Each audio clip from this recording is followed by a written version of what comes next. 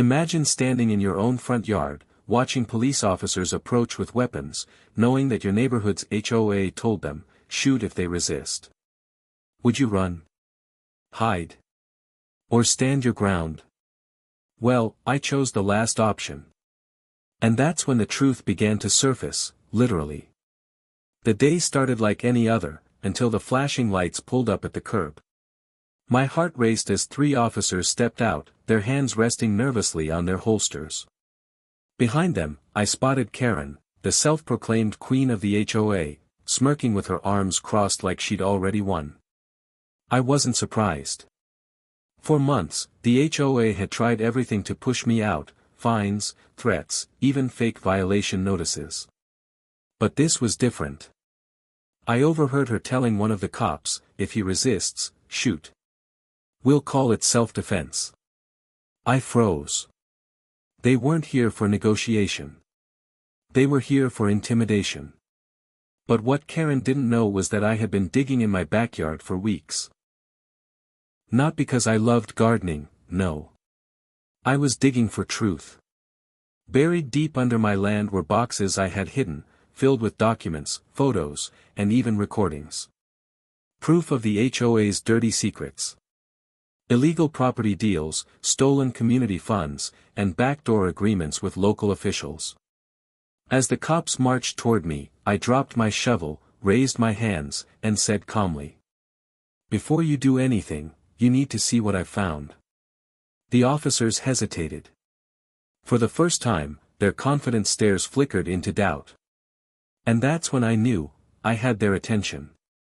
What happened next would turn my quiet neighborhood into a battleground between truth and corruption. When the police arrived, my backyard looked like a construction site. Dirt piles, broken ground, and half-dug trenches stretched across the grass. To them, it might have seemed like chaos. But to me, every inch had a purpose. I pointed at a half-open wooden box buried under the soil. "That's what they don't want you to see," I told the officers. Karen stepped forward, shouting, "Don't listen to him. He's unstable. He's been destroying his own property, causing trouble for months. Arrest him now." But the cops didn't move. One of them raised an eyebrow and asked, "What's in the box?" That was my chance. I grabbed a pair of gloves, pulled the box from the dirt, and set it in front of them. The wood creaked as I pried it open. Inside were folders, receipts, and, most importantly, photos. Photos of Karen and other HOA board members meeting secretly with real estate developers. Receipts showing thousands of dollars in maintenance fees funneled into private accounts. Even recordings of board meetings where Karen bragged about silencing anyone who opposed her. The officers looked at each other, uncertainty clouding their faces. "Where did you get all this?" one asked. I locked eyes with him. "Right here. My land. My yard." They buried their secrets thinking no one would dig. But I did. Karen's face turned pale. Her smirk disappeared, replaced with rage. She lunged forward, trying to snatch the documents, but an officer stepped in her way. "You can't let him show you that garbage," she yelled. "He's lying. He forged everything." But it was too late. The truth had already begun leaking out of the box. The officers weren't pointing guns at me anymore. They were pointing questions at her. And for the first time in a long time, I saw fear in Karen's eyes. The silence in the yard was heavy. The officers weren't sure what to believe. Karen's shrill voice cut through the tension. "He's manipulating you," she screamed, pointing her finger at me like a dagger.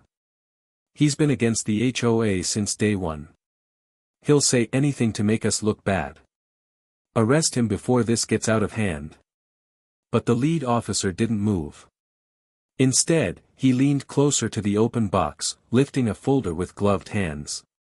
The folder contained contracts, signed agreements between Karen and a developer who planned to tear down half the neighborhood to build luxury condos.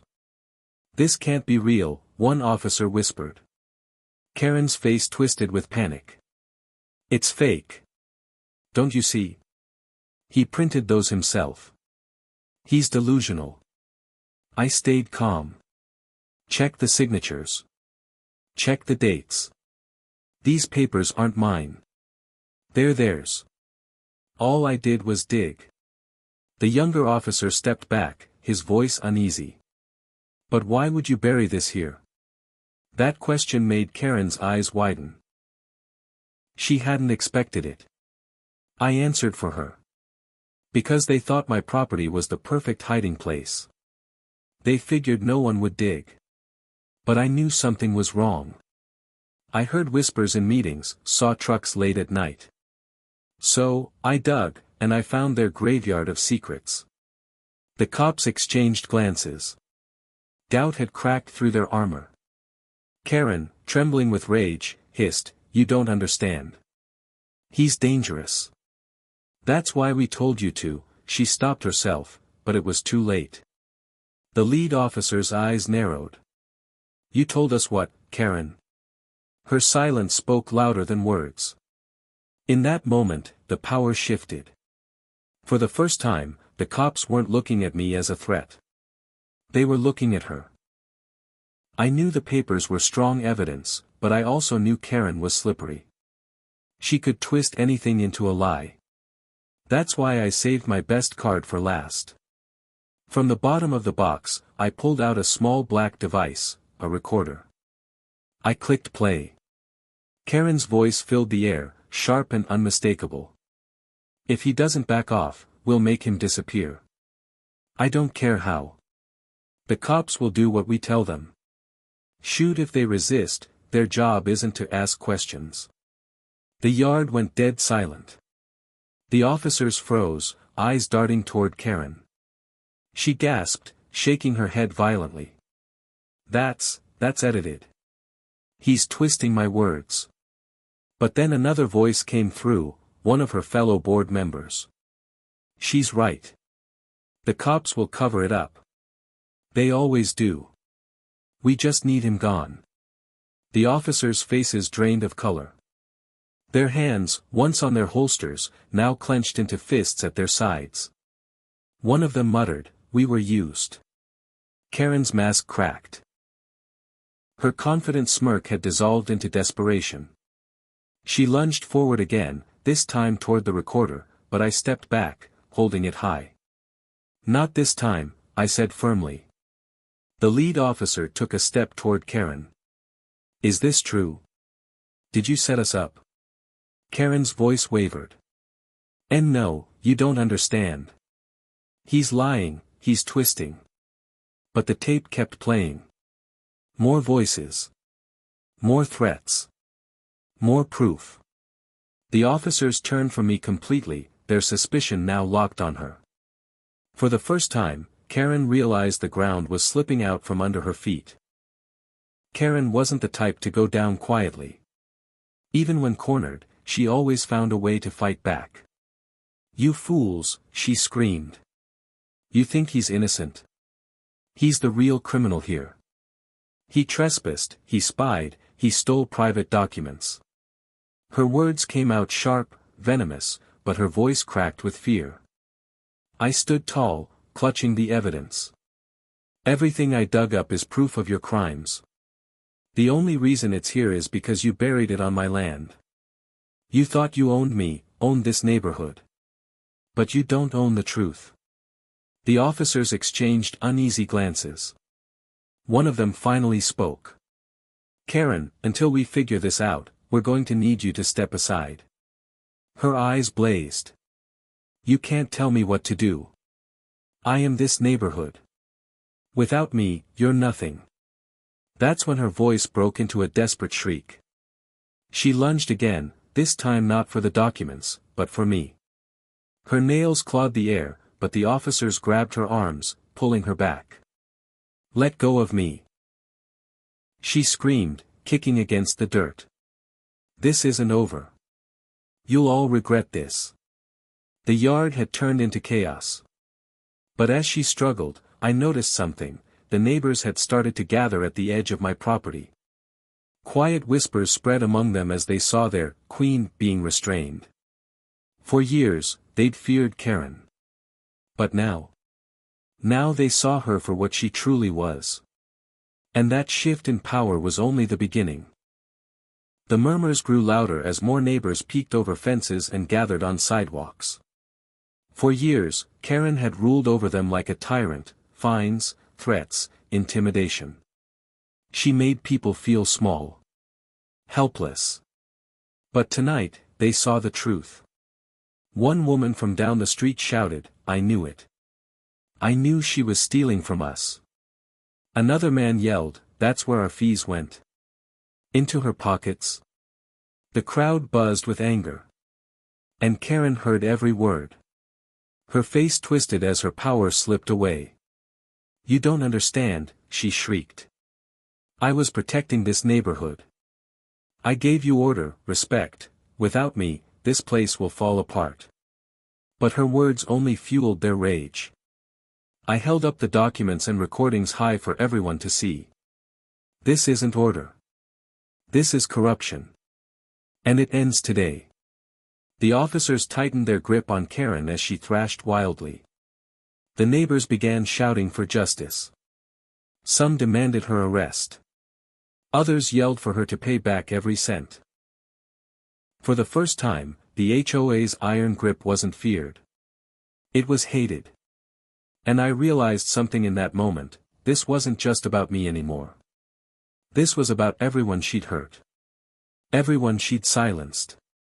Karen wasn't just fighting me. She was fighting the entire neighborhood. And she was losing. The crowd outside my yard swelled. More neighbors poured in, drawn by the flashing police lights and the chaos unfolding. Whispers became shouts. Shouts turned into chants. Expose her. Arrest the HOA. Justice for the neighborhood. Karen, still restrained by the officers, thrashed like a trapped animal. "You don't know what you're doing. You'll destroy everything we built." One of the officers finally spoke, his voice heavy with guilt. "No, Karen, you destroyed it. You used us to do your dirty work. You put innocent lives at risk." Karen froze, her face paling. It wasn't just the neighbors turning against her now, it was the law itself. The officers began gathering the documents and evidence from the box.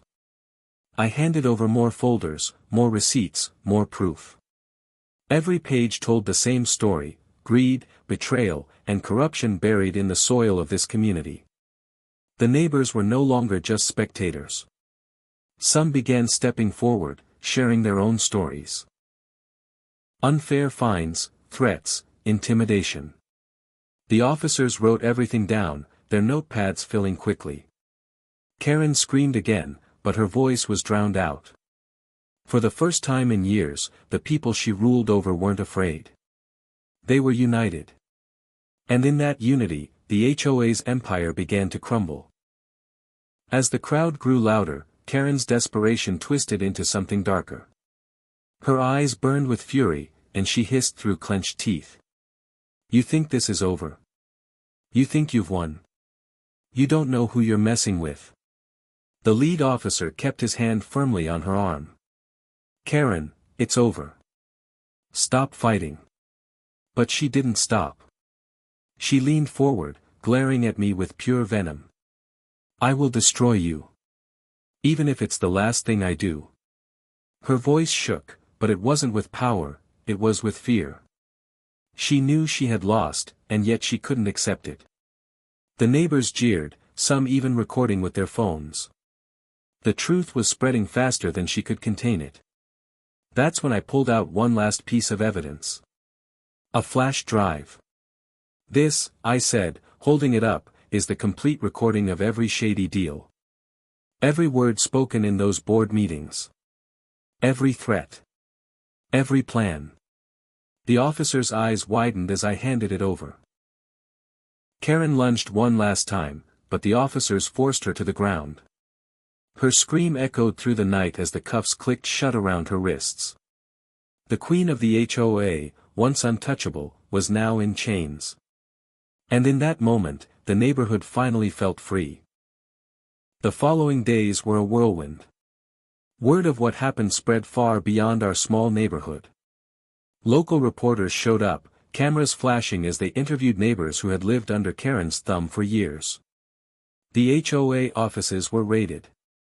Files, computers, and even bank accounts were seized as investigators uncovered just how deep the corruption went.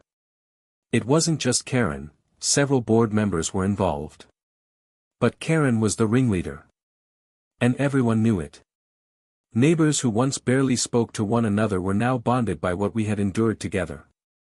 We held meetings, real meetings, not the fake ones Karen had used to control us. We voted on new leadership. This time, transparency ruled. One elderly neighbor approached me with tears in her eyes. "Thank you," she whispered. "For standing up when none of us could." I shook my head. I didn't do it alone. The truth was always here. We just had to dig it up. Life slowly returned to normal, but it was different now. Better. Freer. Yet, despite the relief, I couldn't shake the memory of Karen's words that night, the venom in her voice when she swore she'd destroy me. It haunted me, lingering like a shadow. Weeks later, I stood in my yard again. The holes had been filled, the grass slowly growing back. But the scars remained, a reminder of the battle fought here. The neighborhood was thriving, finally free from Karen's grip. Families smiled, kids played outside, and people waved when they passed. For once, the place felt like a community. But sometimes, late at night, I'd remember the flashing lights, the officers' tense stares, and Karen's chilling command, "Shoot if they resist." It could have ended differently. I could have been just another headline. Instead, I lived to see justice. As I stood there, shovel in hand, I thought about what digging had really unearthed. Not just corruption. Not just lies. But the strength of truth. Karen and her crew weren't just exposed, they were dismantled. Their empire of fear collapsed under the weight of their own secrets. The officers, once pawns, had found redemption. The neighbors, once silenced, had found their voices. And me? I found peace. I leaned the shovel against the fence and whispered to myself, sometimes, the truth really is buried deep. But when you dig it up, it changes everything. The wind rustled through the trees, carrying away the last remnants of fear. Karen's reign was over. The HOA's corruption was gone. And my yard? My yard was no longer a battlefield. It was proof that no matter how deep they bury their secrets, the truth will always rise to the surface.